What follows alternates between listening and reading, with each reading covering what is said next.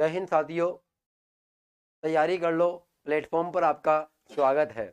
साथियों, आप लोगों को पता होगा हम लोग प्रकाश वाला चैप्टर पढ़ रहे थे। वॉइस नहीं आ रही है आपकी? अरे आ रही है, एक बार सुनिए तो सही आप। बिल्कुल आ रही है, सब कुछ आ रही है आवाज, कोई दिक्कत नहीं है। देखो, आप लोगों को पता होगा हम लोग प्रकाश वाले चैप्टर को पढ़ रहे थे और आपको पता होगा कि सबसे पहले हम लोगों ने प्रकाश के बारे में क्या पढ़ा था, प्रकाश के गुण पढ़े थे। फिर मैंने प्रकाश के आपको क्या बताए थे, वैज्ञानिक दृष्टिकोण बताए थे कि मतलब कौन सा सिद्धांत किस व्यक्ति ने दिया था, ये अपने चर्चा करी थी। फिर मैंने आपको लास्ट क्लास में मैंने आपको दर्पण बताया था। दर्पण क्या होता है? ऐसा समतल कांच जिसके एक तरफ परावर्तक पॉलिश की गई हो, क्या कहलाता है? दर्पण कहलाता है।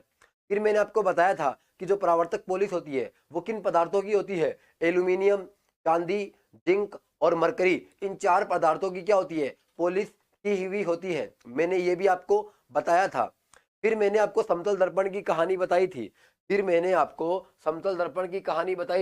देखो, सबको गुड आफ्टरनून, सबको राधे राधे।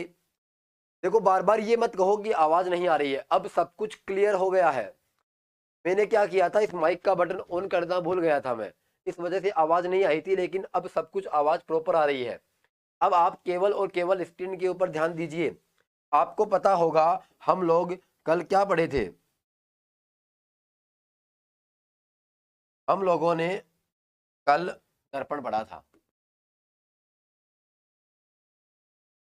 हम लोगों ने कल क्या पढ़ा था? दर्पण पढ़ा था। अगर मैं बात करूं दर्पण की, दर्पण कितने प्रकार के होते हैं? दर्पण अगर मैं बात करूं वैसे दो प्रकार के होते हैं, लेकिन अगर अपन और तरीके से बात करें तो दर्पण कितने प्रकार के होते हैं? दर्पण तीन प्रकार के होते हैं। कौन कौन से?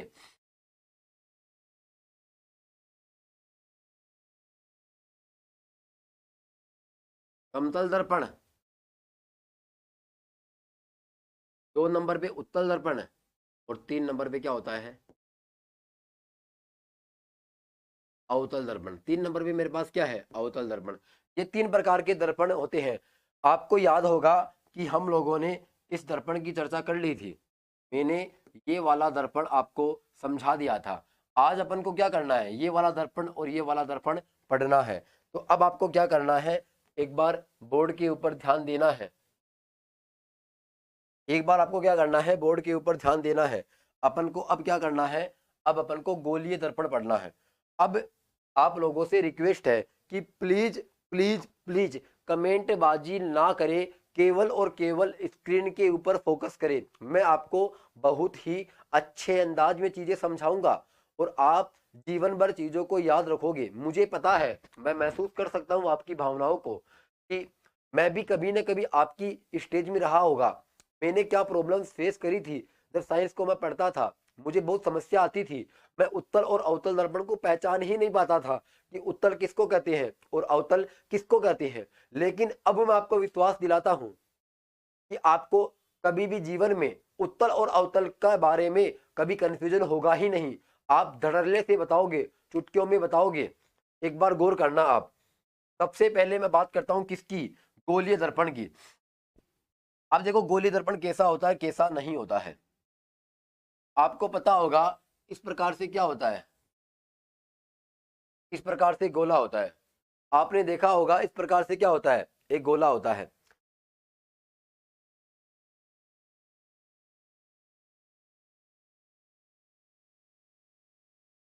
एक बार दोबारा से डायग्राम बना रहे हैं ताकि आपको अच्छे से समझा सकूं। देखो, इस प्रकार से मेरे पास क्या होता है, एक गोला होता है। अब मैंने आपको क्या बताया कि गोलीय दर्पण कितने प्रकार के होते हैं? गोलीय दर्पण दो प्रकार के होते हैं, उत्तल दर्पण और अवतल दर्पण। आपको केवल समझना है बातों को कि मैं क्या समझाना चाह रहा हूं। देखो, आपको क्या करना है, आपको इस तरफ परावर्तक पॉलिश कर देनी है इसकी। आपको इसके एक तरफ क्या कर देनी है, परावर्तक पॉलिश कर देनी है। मैं इसके इस तरफ क्या कर दूंगा, परावर्तक पॉलिश कर दूंगा। और मैं यहां भी इसके एक तरफ क्या कर दूंगा, परावर्तक पॉलिश कर दूंगा।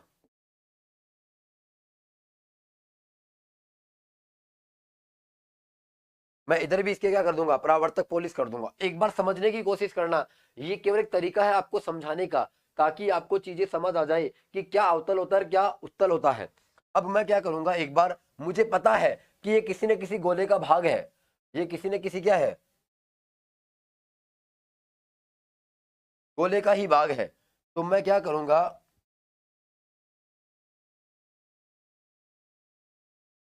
यहां से इसको क्या करूंगा, इसे मिटा दूंगा, क्योंकि मैं जानता हूं कि ये किसी न किसी क्या है, गोले का भाग है। क्या है बताओ, ये किसी न किसी गोले का भाग है। अब आपको क्या करना है, आपको एक तरफ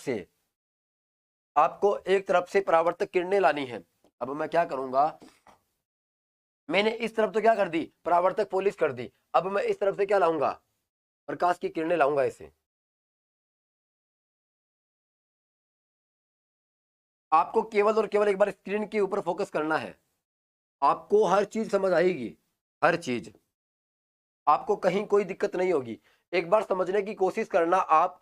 अगर आप इस दर्पण को देखोगे, इधर वाले को, ये कौन सा दर्पण है कौन सा नहीं है, ये अपन बाद में बात करेंगे। गुरुजी मेरी बायोलॉजी याद होती है, फिजिक्स आप पढ़ाते हो तब समझ आता है, बाद में खुद पढ़ो तो समझ नहीं आता। ऐसा क्यों होता है, देखो ये शुरुआत में होता है। जब आप कोई भी चीजें पढ़ते हो,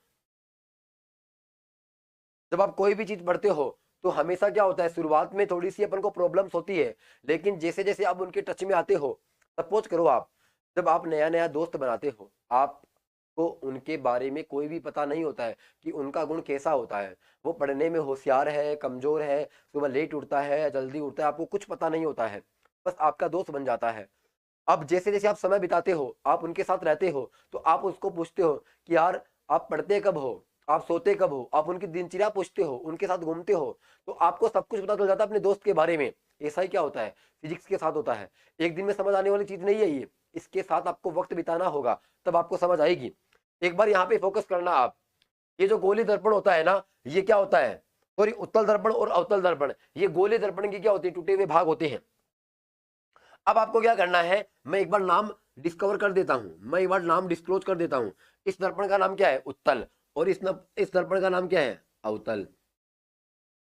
अगर मैं बात करूं, इस दर्पण को अपन क्या बोलते हैं, कॉन्वेक्स। इस दर्पण को अपन क्या बोलते हैं, कॉन्वेक्स, और इसको अपन क्या बोलते हैं,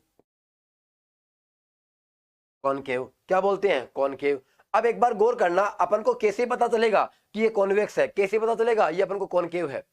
याद रखना आप, मैं आपको एक बात बताने चाह रहा हूं, और वो बातें हैं राज की बातें, आपको किसी को बतानी नहीं है, अदरवाइज आपका कंपटीटर आपसे आगे निकल जाएगा। एक राज की बातें सुनिए आप, कैसे पता करोगे आप कि कॉन्वेक्स किसको कहते हैं, कॉनकेव किसको कहते हैं, किसको अवतल कहते हैं, किसको उत्तल कहते हैं, समझने का कोशिश कीजिएगा एक बार आप। आपने जीवन में केव का नाम तो सुना ही होगा, आपने जीवन में केव का नाम तो सुना ही होगा। देखो यहाँ पे ये क्या लिखा हुआ है, केव लिखा हुआ है, यहाँ पे ये क्या लिखा हुआ है, केव लिखा हुआ है। केव का मतलब क्या होता है, केव का मतलब होता है गुफा। केव का मतलब क्या होता है, गुफा। केव का मतलब क्या होता है, गुफा। और आप जानते होंगे गुफा के अंदर क्या होता है, अंधेरा होता है। गुफा के अंदर क्या होता है, अंधेरा होता है। गुफा के अंदर क्या होता है, अंधेरा होता है। अब आपको पता होगा, अगर अंधेरा होता है तो गुफा में जाने के लिए हमें क्या करना पड़ेगा, प्रकाश लाना पड़ेगा, हमें उसको क्या देना पड़ेगा, प्रकाश दिखाना पड़ेगा। क्या दिखाना पड़ेगा,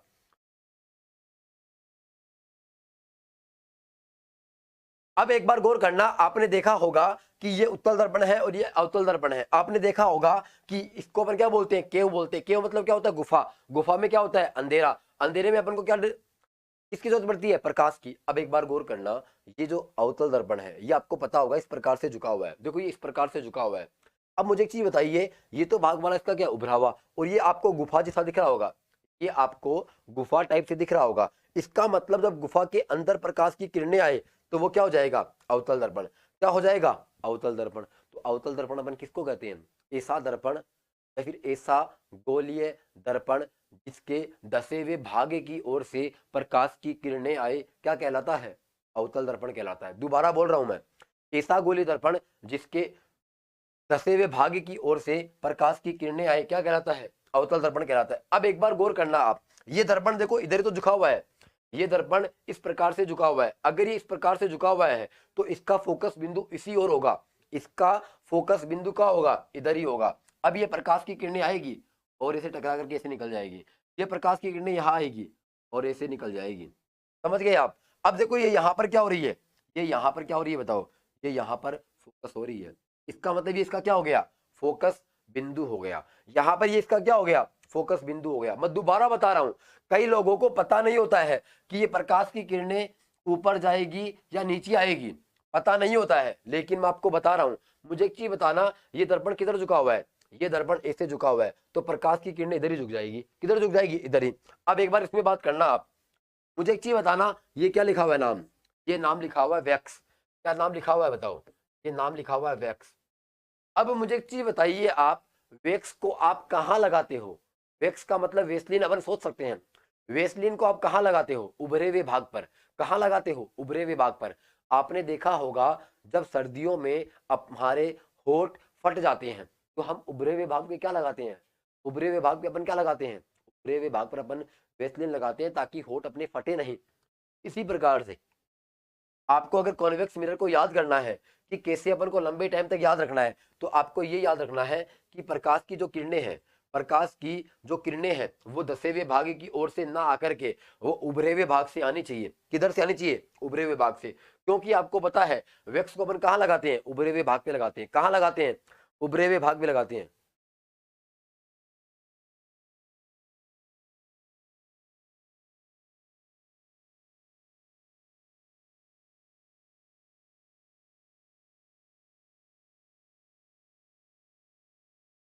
अब एक बार गौर करना आप, ये मैंने क्या बताया, ये उत्तल दर्पण हो गया, ये अवतल दर्पण हो गया, आपको पहचान करनी आ गई होगी।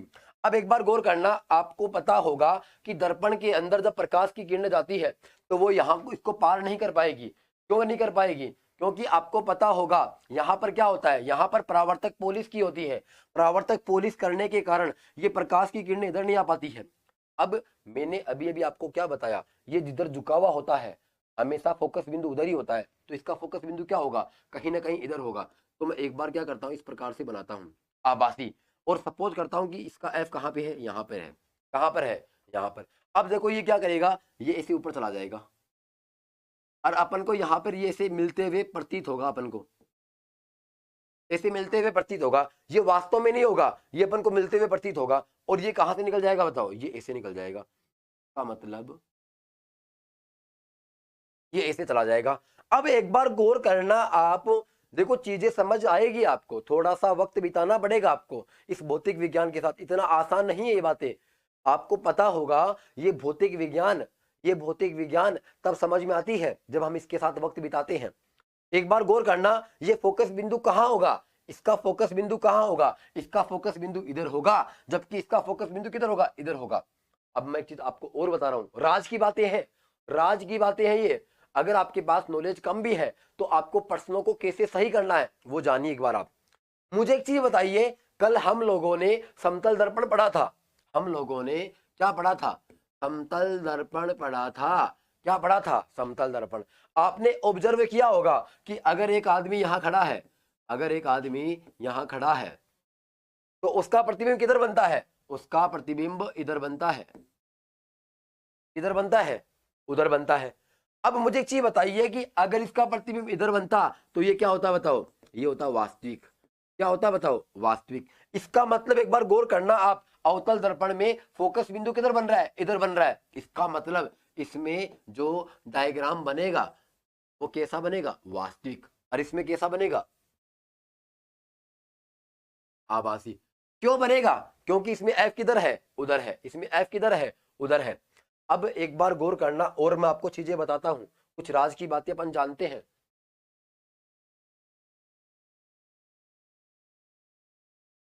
अब एक बार गौर करना आप, इसका एफ इधर हो गया, इसका एफ क्या हो गया, इधर हो गया। मुझे पता है, मैं इन चीजों को महसूस कर सकता हूं कि जब मैं खुद पढ़ता था तो मेरे सामने क्या समस्या आती थी। मुझे यही समझ में नहीं आता था कि ये प्रकाश की किरणें टकरा करके जाएगी किधर, ये नीचे जाएगी या ऊपर जाएगी, मुझे समझ ही नहीं आता था वास्तव में। लेकिन एक बार गौर करिएगा आप, ये झुका हुआ किधर है, ये ऐसे झुका हुआ है। अगर ये ऐसे झुका हुआ है तो जिधर झुका हुआ होगा हमेशा उधर ही तो होगा ना फोकस। तो इसका फोकस किधर हो गया, इधर हो गया। लेकिन इसका फोकस बिंदु क्या होता है, आभासी, जबकि इसका क्या होता है, वास्तविक होता है। अब मुझे ऐसा महसूस होता है कि आपको ये बातें समझ में आई होगी। अब एक बार गौर करना आप, ये बातें आपने जान ली होगी। अब मैं एक बार कोई भी एक दर्पण उठा लेता हूं, और उसके बारे में अपन संपूर्ण चर्चा करते हैं। एक बार अपन कोई भी दर्पण उठा लेते हैं, आप कहोगे वही उठा लेते हैं। एक बार आप ये बताइए कि आपको कौन सा दर्पण पहले पढ़ना है, उत्तल दर्पण या अवतल दर्पण? एक बार आप ये कंफर्म कर दीजिए कि आपको कौन सा दर्पण पहले पढ़ना है, जल्दी सी बताइए एक बार आप। एक बार जल्दी से बताइए कि आपको पहले कौन सा दर्पण पढ़ना है। एक बार जल्दी से ये कंफर्म करके बता दीजिए कि आपको पहले उत्तल पढ़ना है या अवतल पढ़ना है। अपन बाद में स्टार्ट करते हैं, मैं आपको बहुत अच्छी अच्छी बातें बताऊंगा उत्तल के बारे में और अवतल के बारे में भी। एक बार ये कंफर्म कर दीजिए कि आपको पहले कौन सा पढ़ना है। देखो कमेंट के माध्यम से मुझे पता चल रहा है कि आप उत्तल पढ़ना चाह रहे हो। अवतल अवतल उत्तल अवतल, इसका मतलब मुझे पता चला कि कुछ लोग उत्तल के साथ है और कुछ लोग अवतल के साथ है। चलो अपन स्टार्ट कर देते हैं। चलो, मुझे जो ज्यादा उत्तर मिले हैं वो उत्तल के मिले हैं, तो अपन उत्तल को शुरू करते हैं। अब एक बार गौर करना, मैं पहले बता रहा हूं आप लोगों को। अब एक बार आप कमेंट बंद कर दीजिए, मैं आपको बहुत ही प्यारे अंदाज में सिखाऊंगा, आप जीवन भर ही नहीं भूलोगे। एक बार गौर करना आप। मैं अब इस बार एक बड़ा सा डायग्राम बनाता हूं, किसका? उत्तल दर्पण का। उत्तल दर्पण का एक बड़ा सा डायग्राम बनाते हैं अपन। उत्तल दर्पण का एक बड़ा सा डायग्राम बनाते हैं, फिर अपन समझने की कोशिश करते हैं।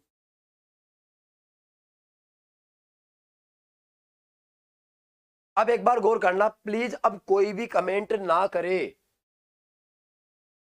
प्लीज अब कोई भी कमेंट ना करे, केवल और केवल आप यहां पर फोकस करो। अपन बहुत ही प्यारे अंदाज में सीखेंगे चीजें।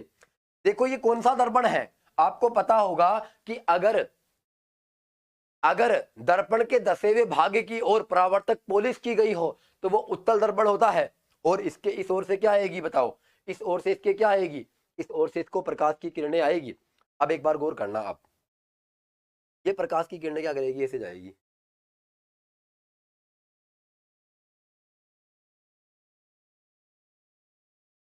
ऐसे जाएगी। अब अपन को क्या करना है, एक बार गौर करना आप। अब मुझे एक चीज बताइए, आपको पता होगा कि ये जो उत्तल दर्पण है ये किसी न किसी गोले का भाग तो रहा ही होगा। ये किसी न किसी इस प्रकार से किसी न किसी गोले का भाग तो रहा ही होगा। और अपन मान सकते हैं कि इसका सेंटर कहीं ना कहीं यहां रहा होगा, इसका सेंटर कहीं ना कहीं यहां रहा होगा। इसका मतलब एक बार गौर करना आप, यहां पे गौर करना आप। ये जो टूटा हुआ भाग है इतना इतना, इसको मैंने क्या नाम दे दिया? ए, और इसको मैंने क्या नाम दे दिया? ए और बी। अब ये जो टूटा हुआ भाग है गोलीय दर्पण का टूटा हुआ भाग द्वारक कहलाता है। अब मैं लिख देता हूं,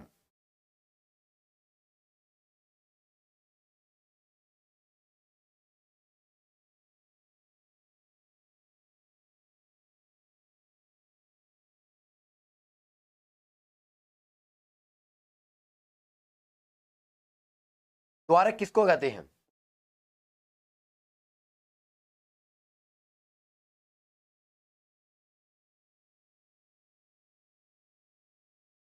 गोलीय दर्पण का टूटा हुआ भाग, गोलीय दर्पण का टूटा हुआ भाग द्वारक कहलाता है। गोलीय दर्पण का टूटा हुआ भाग क्या कहलाएगा? द्वारक कहलाएगा। अब एक बार आगे गौर करना आप।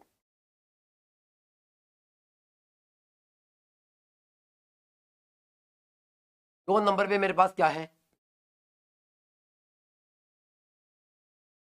ध्रुव है, तो अपन क्या बोलते हैं? पोल। देखो ये क्या होता है? ये पोल होता है। मैं यहां पर इसकी परिभाषा लिख देता हूं।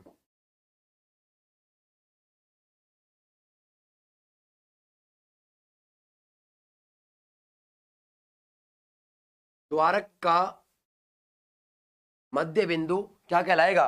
द्वारक का मध्य बिंदु क्या कहलाएगा? ध्रुव कहलाएगा। द्वारक का मध्य बिंदु क्या कहलाएगा?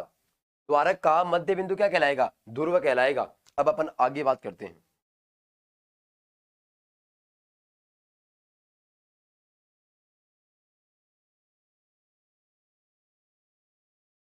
फोकस।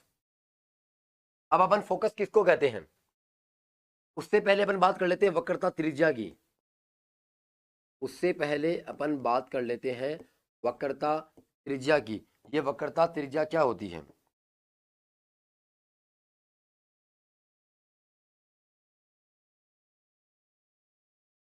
गोलीय दर्पण अर्थात उत्तल दर्पण की बात कर रहा हूं मैं, अर्थात उत्तल दर्पण की जो त्रिज्या होती है, उत्तल दर्पण की त्रिज्या क्या कहलाएगी? वक्रता त्रिज्या कहलाएगी। मैंने आपको अभी भी बताया था कि ये क्या होता है, एक गोले का भाग होता है और यहां से यहां तक इसकी क्या हो जाती है, त्रिज्या हो जाती है। तो ये क्या हो जाएगी, त्रिज्या हो जाएगी। वक्रता केंद्र किसको कहते हैं?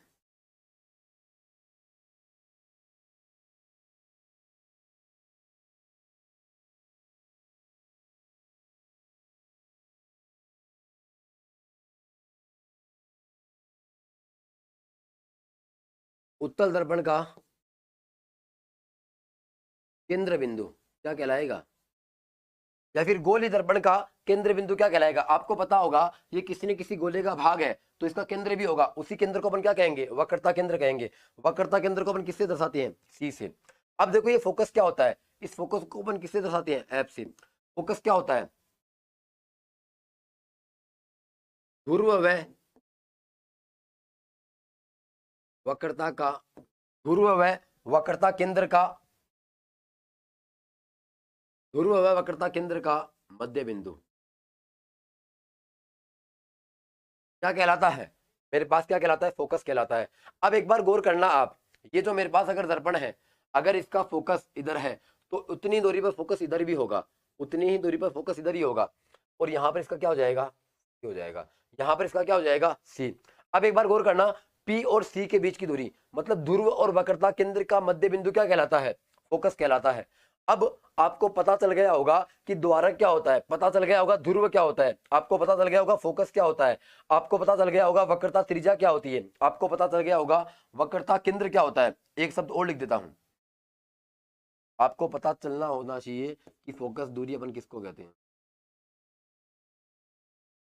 फोकस दूरी किसको कहते हैं?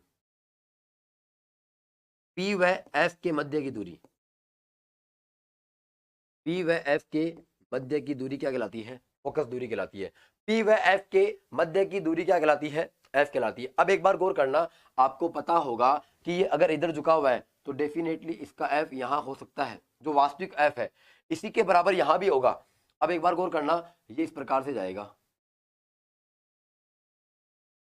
इधर ये ऐसे निकल जाएगा। अब मैं अगर इधर बात करूं, ऐसा चला जाएगा, मतलब ये अपन को पीछे मिलता हुआ आभास होगा, ये अपन को मिलता हुआ क्या होगा? आभास होगा। अब देखो एक लाइन और लिख देता हूं मैं,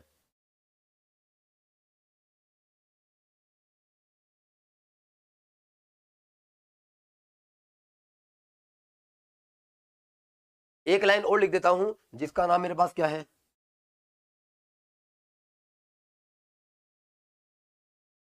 मुख्य अक्ष। क्या होता है? मुख्य अक्ष। मतलब अगर मैं बात करूं कि एक ऐसी रेखा होती है,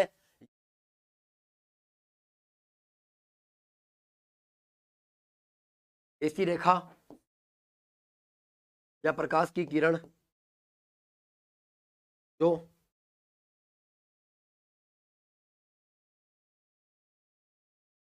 वक्रता केंद्र, फोकस व ध्रुव से होकर जाए क्या कहलाती है? क्या कहलाती है? मुख्य अक्ष कहलाता है। इसका मतलब ये जो मेरे पास बीच वाली है, इसी को अपन क्या कहेंगे? इसी को अपन क्या कहेंगे? मुख्य अक्ष कहेंगे। इसी को अपन क्या कहेंगे? मुख्य अक्ष कहेंगे। इसी को अपन क्या कहेंगे? मुख्य अक्ष कहेंगे।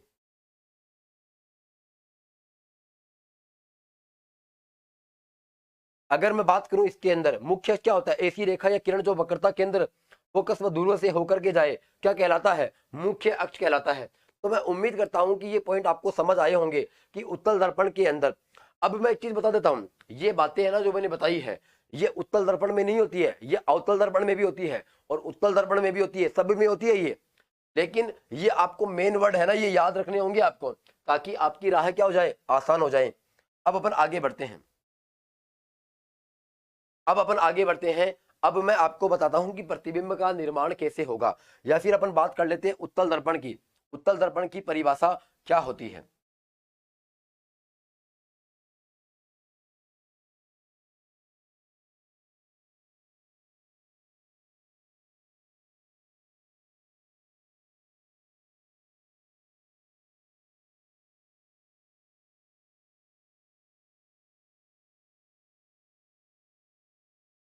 Convex mirror. उत्तल दर्पण, उत्तल दर्पण क्या होता है क्या नहीं होता, एक बार आप समझने की कोशिश करना आप। अगर मैं इसकी परिभाषा की बात करूं, इसकी परिभाषा क्या होती है?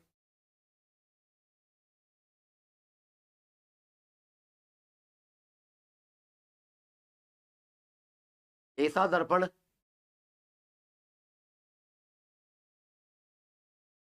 इसके उभरे हुए भाग पर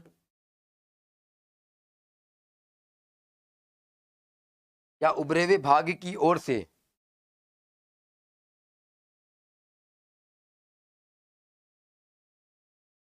उभरे हुए भाग की ओर से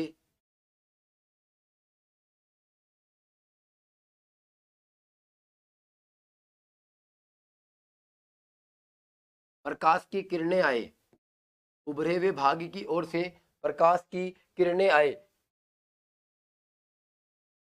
उत्तल दर्पण कहलाता है। क्या कहलाता है? उत्तल दर्पण कहलाता है।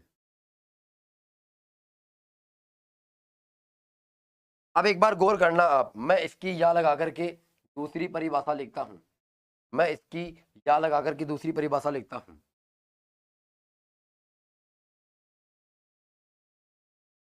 ऐसा दर्पण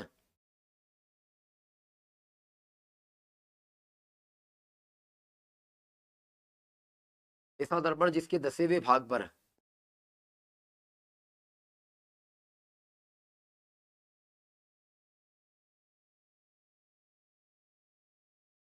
जिसके दसे हुए भाग पर परावर्तक पॉलिश की गई हो,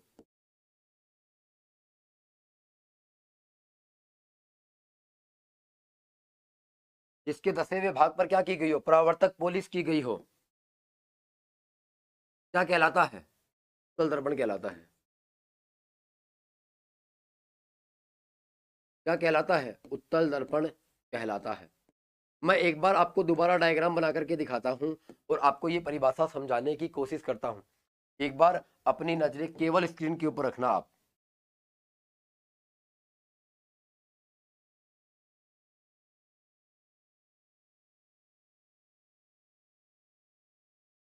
देखो ये मैंने बनाया है, आपको पता होगा कि ऐसा दर्पण जिसके दसे हुए भाग, जिसके दसे हुए भाग, देखो दसा हुआ भाग ही है, दसे हुए भाग पर क्या की गई हो? परावर्तिक पॉलिश की हो, क्या कहलाता है? उत्तल दर्पण।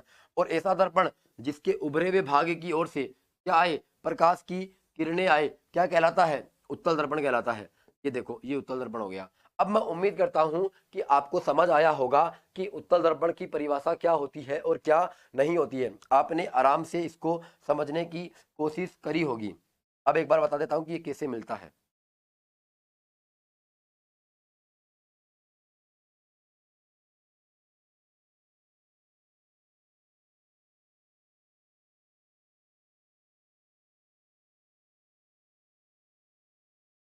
ये मेरे पास क्या हो जाएगा? उत्तल दर्पण हो जाएगा। ये इसका एफ हो जाएगा, ये इसका पी हो जाएगा। अगर मैं बात करूं इतनी दूरी पर, यहाँ भी क्या हो जाएगा? एफ हो जाएगा। यहाँ इसका क्या हो जाएगा? सी हो जाएगा। ये इसका क्या हो जाएगा? मुख्य अक्ष हो जाएगा। ये इसकी समांतर रेखाएं हो जाएगी। अब ये मैंने आपको बता दिया। अब अपन चलते हैं आगे। अब मैं बात करता हूं कि उत्तल दर्पण के अंदर प्रतिबिंब के निर्माण कैसे होते हैं। एक बार आप कमेंट के माध्यम से मुझे जल्दी से कंफर्म कर दीजिए कि क्या आपको इतनी बातें समझ आ गई है क्या। तब तक मैं आपको कुछ बातें बताता हूं। एक बार आप कमेंट के माध्यम से बता दीजिएगा कि क्या आपको जितनी भी बातें मैंने समझाई है क्या आपको समझ आ गई।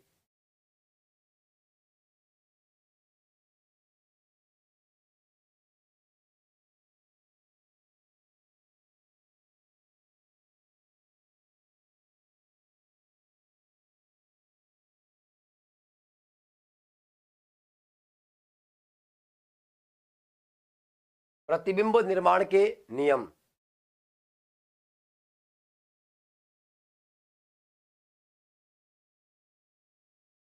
रवि जी अगर आपको कुछ समझ में नहीं आया तो एक बार ये कंफर्म कर दीजिए मुझे कि आपको क्या समझ में नहीं आया। जबकि अधिकतर लोग बोल रहे हैं कि हाँ गुरुजी, हाँ गुरुजी, समझ आ गया, समझ आ गया। इसका मतलब अधिकतर लोगों को ये चीजें समझ आई है। हाँ सर आ गया, हाँ सर आ गया, हाँ सर 100% आ गया, हाँ सर 100% आ गया। अब एक बार गौर करना आप, जिनको नहीं समझ आया एक बार बता दीजिए आपको क्या समझ नहीं आया है। अपन पढ़ रहे हैं प्रतिबिंब के निर्माण के नियम। प्रतिबिंब निर्माण का नियम पहला क्या कहता है, आप गौर करिएगा और अपनी कॉपी में नोट भी करना है आपको। जब ये पीडीएफ सेव हो जाए चैनल के ऊपर तब आपको बताना है ये।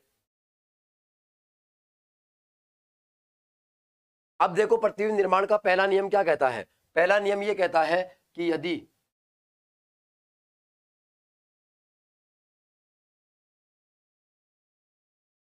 जब प्रकाश की किरण जब प्रकाश की किरण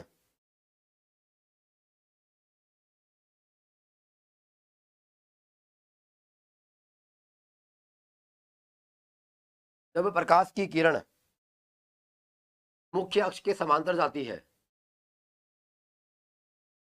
जब प्रकाश की किरण मुख्य अक्ष के समांतर जाती है, जब प्रकाश की किरण मुख्य अक्ष के समांतर जाती है तो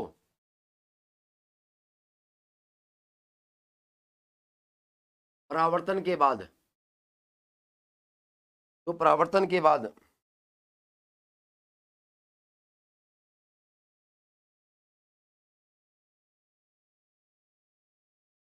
मुख्य फोकस से होकर के गुजरेगी।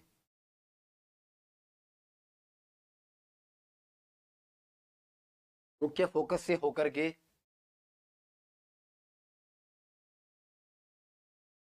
ये अपने पास क्या है, ये पहला नियम है। ये अपने पास क्या है, पहला नियम है।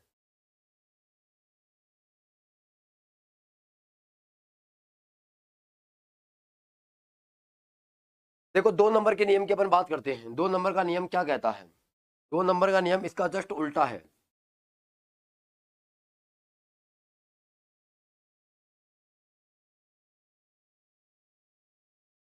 जब प्रकाश की किरण जब प्रकाश की किरण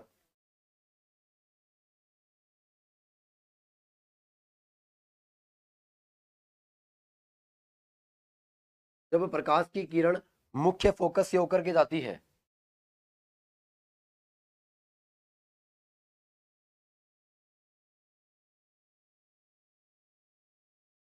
मुख्य फोकस से होकर के जाती है तो परावर्तन के बाद परावर्तन के बाद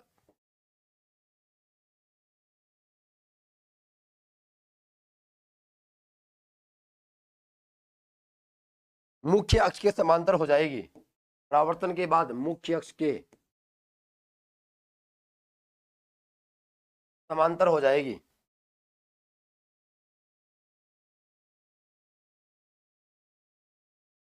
अब तीसरा नियम क्या कहता है, तीसरे नियम की ओर गौर करना आप।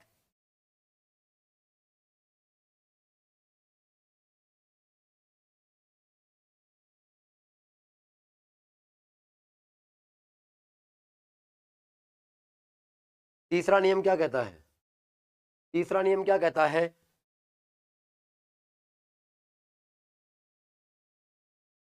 जब प्रकाश की किरण जब प्रकाश की किरण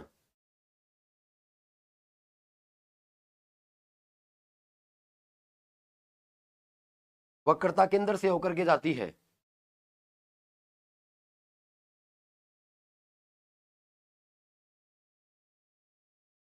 करके जाती है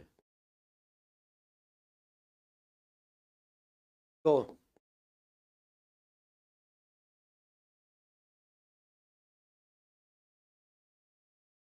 परावर्तन के बाद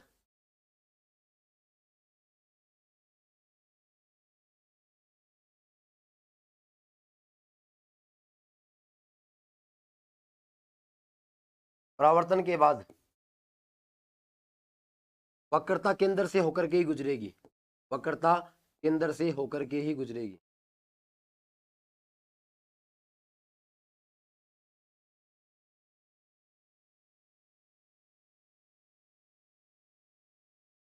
वक्रता केंद्र से होकर के जाएगी।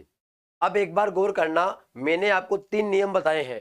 अगर आपको ये 3 नियम याद है, अगर आपको इनका यूज करना आता है तो मैं आपको डेफिनेटली कह सकता हूं कि आपको प्रतिबिंब निर्माण करने में 1% भी समस्या नहीं आएगी। कई लोग क्या करते हैं, ये जो लाइनें लिखी रहती है इन लाइनों को रट तो लेते हैं लेकिन इनका मतलब पता नहीं होता, इनको यूज कैसे करना होता है। जैसे आप गणित पढ़ते हो तो गणित में आप फॉर्मूले तो रट लेते हो, लेकिन ये फॉर्मूला यूज कहाँ होगा ये नहीं आता, तो वो फॉर्मूला क्या काम का।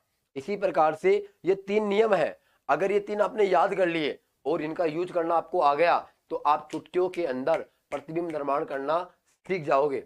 अब अपन क्या करेंगे, अब आप सीखोगे यहाँ पर कि कैसे प्रतिबिंब निर्माण होता है। आप इन नियमों को बार बार याद करते रहना, रिवाइज करते रहना, मैं भी आपको बताऊंगा। अब अपन करते हैं प्रतिबिंब का निर्माण। अब देखो सबसे पहले मैं आपको दिखाता हूं।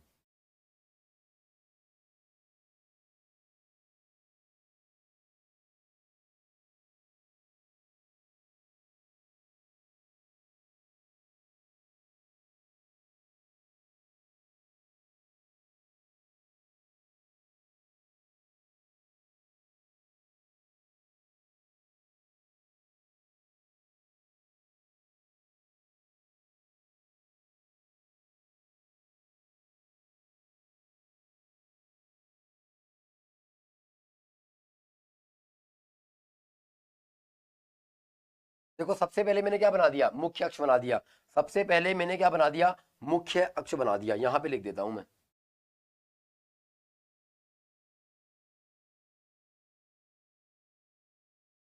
मैंने क्या बना दिया, मुख्य अक्ष बना दिया। मुझे पता है इसका कहीं ना कहीं एफ यहां हो सकता है।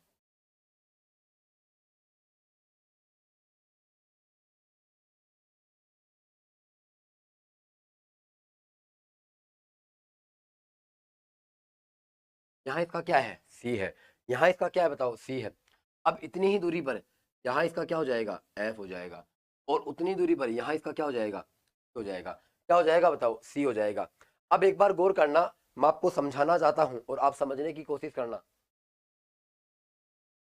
सर वक्रता केंद्र और ध्रुव में क्या अंतर है। देखो वक्रता केंद्र तो क्या होता है, जिससे अपन मतलब आपने कभी जीवन में व्रत बनाया होगा प्रकार से, अपन जहां पर रख करके प्रकार बनाते हैं और जो सेंटर बनता है उसको तो बोलते हैं वक्रता केंद्र।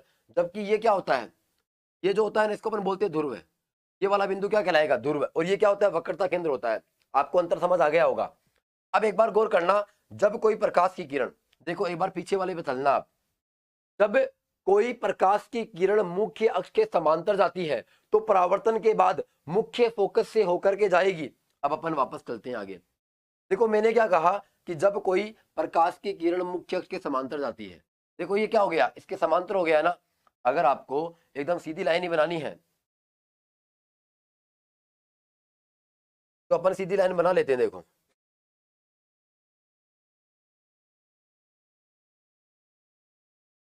जब कोई प्रकाश की किरण मुख्य अक्ष के समांतर जाती है, जब कोई प्रकाश की किरण मुख्य अक्ष के समांतर जाती है, देखो ये किरण और ये किरण एक दूसरे के क्या है, समांतर है। तो ये परावर्तन के बाद कहां से गुजरेगी, मुख्य फोकस से होकर के जाएगी। मुख्य फोकस से होकर के जाएगी, इसका मतलब क्या होता है,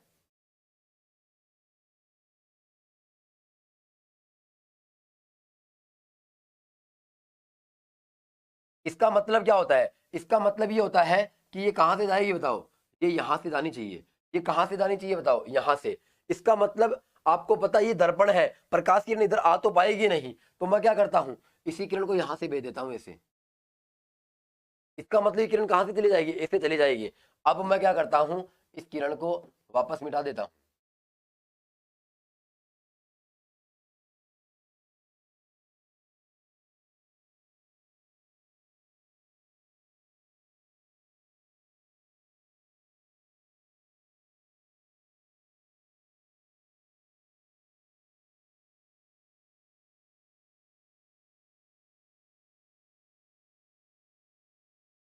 चलो आपको क्या मानना है, आपको ये मानना है कि यहाँ पे जो ये है, चलो निकल गई, कोई दिक्कत नहीं। अब एक बार गौर करना, यहां पर अपन को क्या लगेगी, ये अपन को यहां पर मिलती हुई महसूस होगी अपन को।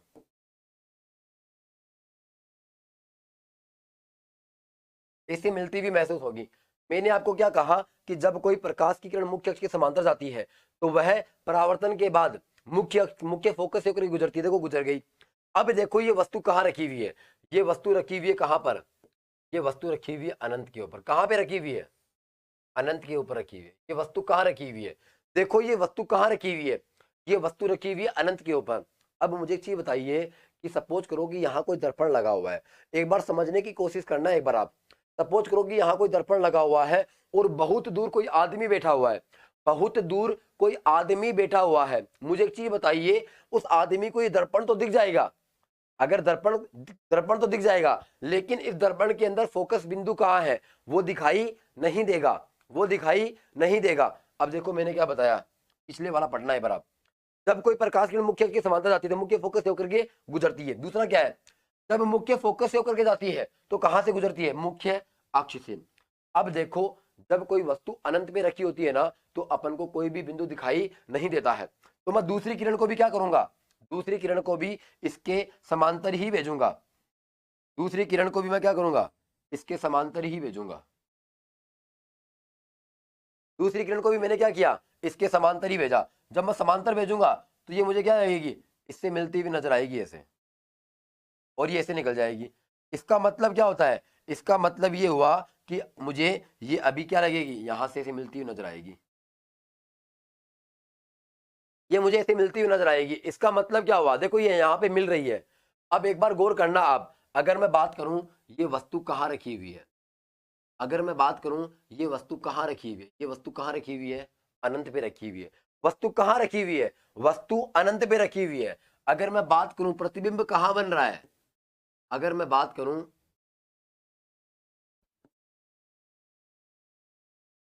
प्रतिबिंब कहाँ बन रहा है, अगर मैं बात करूं इसके अंदर प्रतिबिंब, तो प्रतिबिंब कहाँ बन रहा है साथियों? प्रतिबिंब बन रहा है एस के ऊपर। प्रतिबिंब कहाँ बन रहा है? एस पर। प्रतिबिंब कहाँ बन रहा है? एक बार गौर करना कि प्रकाश किरण ऐसे सीधी सीधी गई और वो कहाँ निकल गई? ऐसे निकल गई। यहाँ के ऐसे गई और ऐसे निकल गई। अब देखो अपन को ऐसे महसूस हो रहा है कि ये प्रतिबिंब कहाँ बन रहा है? ऐप पर बन रहा है। लेकिन लेकिन एक चीज गौर करना आप, मुझे एक चीज बताना कि मैंने इतनी बड़ी वस्तु रखी थी, मैंने इतनी बड़ी वस्तु रखी थी, और ये बन कितनी रही है? एकदम छोटी सी बन रही है। कितनी सी बन रही है? छोटी सी। मैंने अभी अभी आपको समझाया था कि अगर मान लो कि मेरे हाथ में दर्पण है और मैं आपको बहुत दूर बिठा देता हूं, मुझे ये बताइए क्या आपको आपका चेहरा उस दर्पण में दिख जाएगा क्या? आप कहोगे नहीं सर, मुझे बिल्कुल भी दिखाई नहीं देगा। इसका मतलब क्या होता है? आपका चेहरा उसमें बनेगा, लेकिन वो इतना छोटा बन जाएगा कि अपन अपनी आंखों से देख ही नहीं पाते हैं। इसका मतलब अगर मैं बात करूं उसके आकार की, किसके आकार की? प्रतिबिंब के आकार की। अगर मैं बात करूं कि प्रतिबिंब का आकार कैसा होगा, तो प्रतिबिंब का आकार होगा बहुत छोटा। इसका मतलब क्या हो जाएगा? वो बिंदु साइज का। क्या हो जाएगा बताओ? बिंदु साइज का। दिख रहा होगा आपको, एकदम से बिंदु साइज का मिल रहा है। अब एक बार गौर करना, जब मैंने आपको कल समतल दर्पण बताया था, तो मैंने समतल दर्पण में आपको क्या बताया था कि यदि कोई भी चीज दर्पण के उस तरफ बन रही है, अगर कोई भी चीज दर्पण के उस तरफ बन रही है, तो वो हमेशा क्या होती है? अगर मैं बात कर लेता हूं इस प्रतिबिंब के प्रकृति की, इस प्रतिबिंब के प्रकृति की बात करता हूं मैं,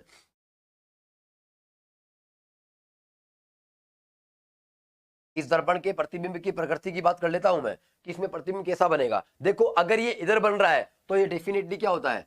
अगर ये दर्पण के इधर बन रहा है तो इसको अपन क्या बोलते हैं? आभासी बोलते हैं। क्या बोलते हैं? आभासी।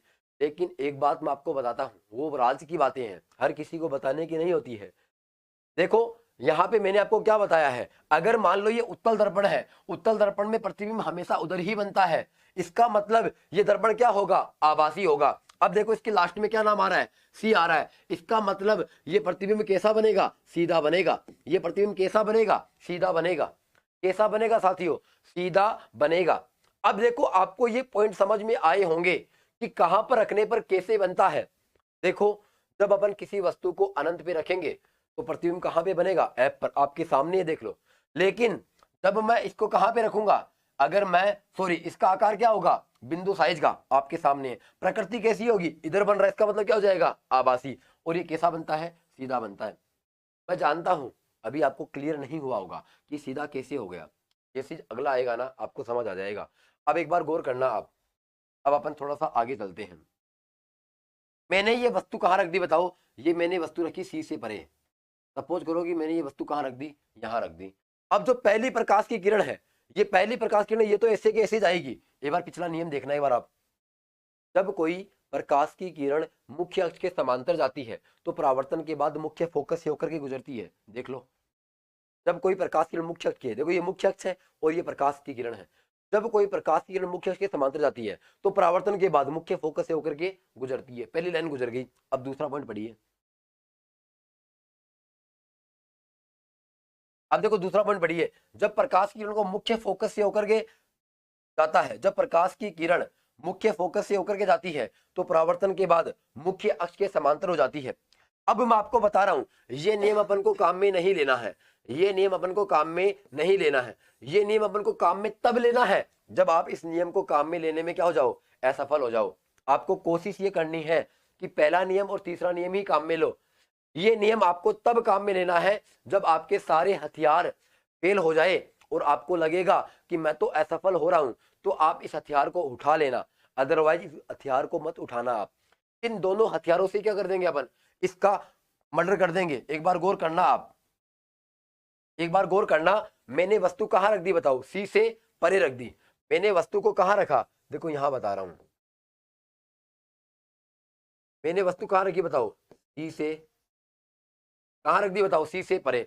अब देखो प्रकाश किरण पहले तो यहीं जाएगी, अब दूसरी प्रकाश किरण को अपन को कहां से गुजारना है, देखो एक बार। जब कोई प्रकाश की किरण कहां से जाती है, वक्रता केंद्र से होकर के जाती है तो परावर्तन के बाद कहां से गुजरती है, वक्रता केंद्र से गुजरती है। अब एक बार गौर करना, वस्तु यहां रखी हुई है, वक्रता केंद्र कहां है, यहां पर है, वक्रता केंद्र कहां पे है, यहां पर है। अब ये गुजरेगी कहां से, उस वक्रता केंद्र से।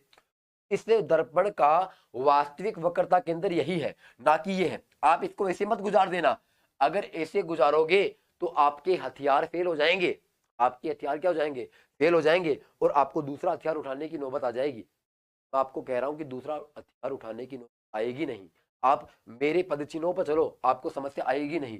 देखो मैंने इस वस्तु को कहां रख दिया, सी से परे। पहली लाइन तो कोई दिक्कत नहीं आएगी। अब देखो दूसरी लाइन क्या जाएगी, दूसरी लाइन को वक्रता केंद्र से गुजारना है। कहां से गुजारना है, वक्रता केंद्र से गुजारना है। चलो अपन गुजार देते हैं वक्रता केंद्र से।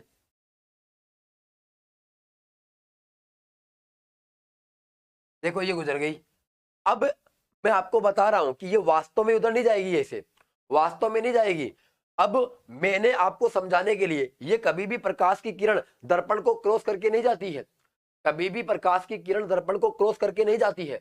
लेकिन मैंने आपको क्या बताया, एक बार गौर करिए आप, जब प्रकाश की किरण वक्रता केंद्र से होकर के जाती है तो परावर्तन के बाद वक्रता केंद्र से होकर के ही जाएगी। मतलब जब परावर्तित भी होगी ना तो उसी बिंदु से होकर के जाएगी। देखो समझाता हूं मैं आपको, देखो ये जाएगी तो कहां से जाएगी, वक्रता केंद्र से। अब ये परावर्तित होगी, देखो ये जाएगी तो ऐसे, देखो ये जाएगी तो क्या करेगी, ऐसे जाएगी। अब ये वापस क्या हो जाएगी, ऐसे लौट जाएगी। इसका मतलब ये अपन को आगे ऐसे जाती हुई महसूस होगी, वास्तव में नहीं जाएगी, जाती हुई महसूस होगी। अब मुझे एक चीज बताइए आप, अब एक चीज मुझे बताइए आप, ये वस्तु मैंने कितनी बड़ी रखी थी, यहाँ पे इतनी बड़ी रखी थी, ये बनी कितनी है, ये बनी कितनी है, देखो ये इतनी सी बनी है, ये इतनी सी वस्तु बनी है। कितनी सी बनी है बताओ, छोटी सी बनी है। अब एक बार गौर करना आप, मैंने वस्तु को कहां से रखा, सी से परे। प्रतिबिंब कहां बना, अगर मैं बात करूं कि प्रतिबिंब कहां बना, प्रतिबिंब देखो पी और एफ के मध्य बना है। ये मेरे पास क्या था, पी और एफ के मध्य। प्रतिबिंब कहां बना, पी व एफ के, प्रतिबिंब कहां बना, पी व एफ के मध्य। कहां बना, पी व एफ के मध्य। अब एक बार गौर करना आप, मैंने यहां पे क्या लिखाया कि आकार कैसा होगा, यहां पे जो था बिंदु साइज, लेकिन इस बार देखो इसका आकार बढ़ गया है, इस बार इसका आकार क्या हो गया, बढ़ गया है। लेकिन क्या इसके बराबर हो गया है क्या, क्या ये आकार इसके बराबर हो गया है क्या, आप कहोगे नहीं सर इसके बराबर तो नहीं हुआ। जब ये बराबर नहीं हुआ तो आप इसके आकार को क्या लिखोगे, आप इसके आकार को क्या लिखोगे,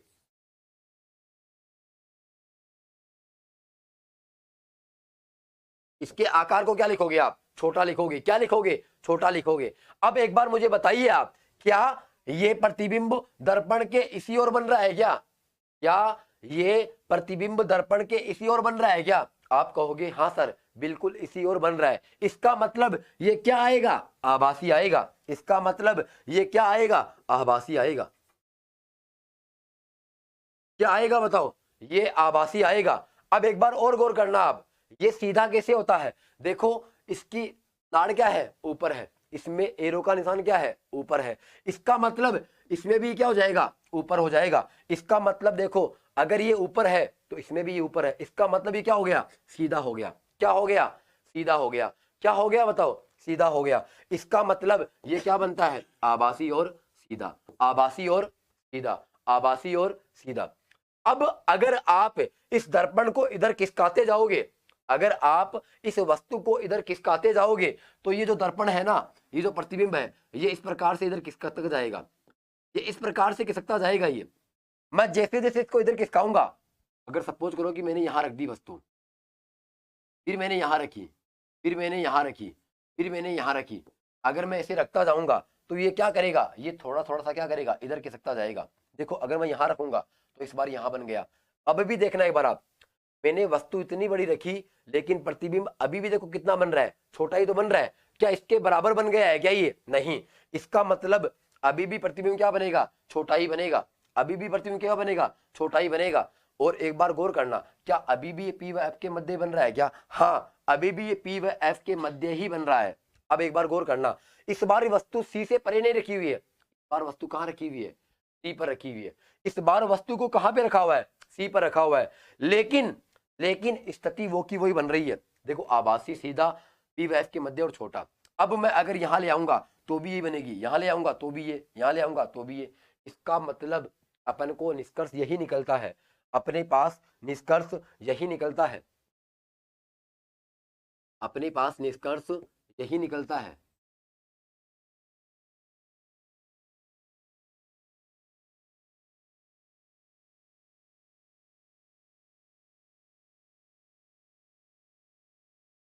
अपने पास निष्कर्ष केवल इतना सा निकलता है कि जब वस्तु कहाँ रखी हुई हो, अनंत पे, जब वस्तु कहाँ रखी हो, अनंत पे, तो प्रतिबिंब हमेशा कहाँ बनेगा, एफ पर। कहाँ पर बनेगा, एफ पर। इसकी प्रकृति की बात करूं तो प्रकृति क्या होगी, पहली बात तो बिंदु के आकार का, क्या बनेगा, बिंदु के आकार का। दूसरा क्या होता है, ये आभासी। दूसरा क्या होता है, आभासी। और तीसरा क्या होता है, सीधा। तीसरा क्या होता है, सीधा। अब मैं बात करता हूं कि अगर ये वस्तु कहां रखी हुई है, अनंत व पी के मध्य। कहां रखी हुई है, अनंत व पी के मध्य। देखो पीछे चलो एक बार आप, ये रहा अनंत और ये रहा क्या, पी। ये रहा पी और ये रहा अनंत। अगर अनंत पे रखी हुई है तो बनेगी एफ पर। लेकिन अगर ये अनंत और पी के मध्य रखी हुई है तो ये कहां बनेगी, तो ये बनेगी कहां पर, ये बनेगी मेरे पास पी व एफ के, कहां बनेगी, पी व एफ के मध्य। कैसा आकार रहेगा, इसका आकार हो जाएगा छोटा। कैसा हो जाएगा, छोटा। और ये क्या हो जाएगा, आभासी। और कैसा होगा, ये सीधा। इसका मतलब अपन को समझ में आया कि उत्तल दर्पण के अंदर सदैव वस्तु की दो ही स्थिति सामने आती है, वस्तु की दो ही स्थिति सामने आती है। जब अनंत पे रखता है तो कहां पे बनता है, एफ पर। जब अनंत व पी के मध्य तो कहां बनता है, पी व एफ के मध्य। तो दो ही स्थिति आपको क्या करनी है, याद रखनी है। तो उम्मीद करता हूं साथियों कि ये आपको उत्तल दर्पण समझ में आया होगा। अब अपन क्या करते हैं, एक बार उत्तल दर्पण के उपयोग देख लेते हैं, फिर अपन क्या करेंगे, इस चैप्टर को खत्म करेंगे। बस केवल 1 मिनट का और बचा हुआ है अपने पास, मैं बता देता हूं उत्तल दर्पण के उपयोग।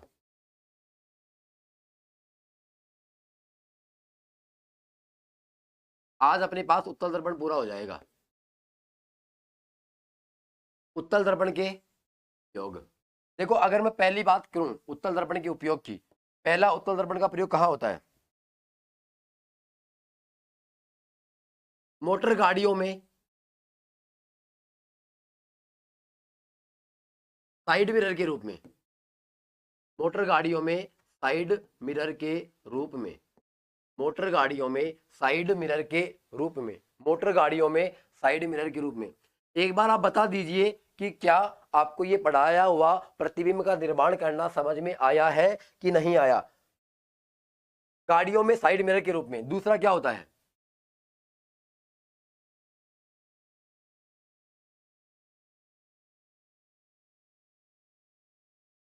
गाड़ियों के केबिन में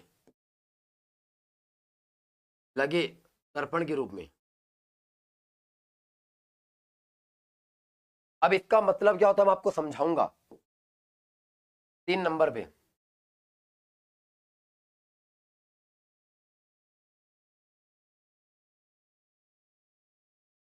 पुराने जमाने में, आज इसका यूज नहीं होता है वहां पर, बड़ी बड़ी दुकानों में, पुराने जमाने में बड़ी बड़ी दुकानों में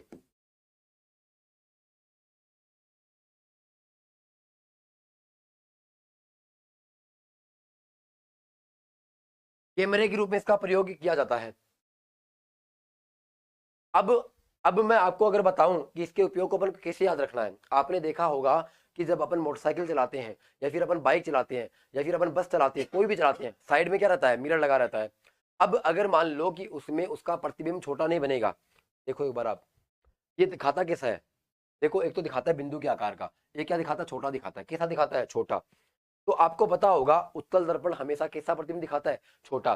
तो आपने देखा होगा कि गाड़ियों के अंदर जब अपन चलते हैं, मोटरसाइकिल चलाते हैं, कुछ भी चलाते हैं, तो अपन क्या करते हैं, पीछे आने वाले वाहनों को अपन कांच में देख लेते हैं। जो दर्पण होता है वो दर्पण कौन सा होता है, उत्तल दर्पण होता है। और उसमें जो प्रतिबिंब बनते हैं वो क्या बनते हैं, छोटे छोटे बनते हैं। इसका मतलब ये पॉइंट समझ में आ गया।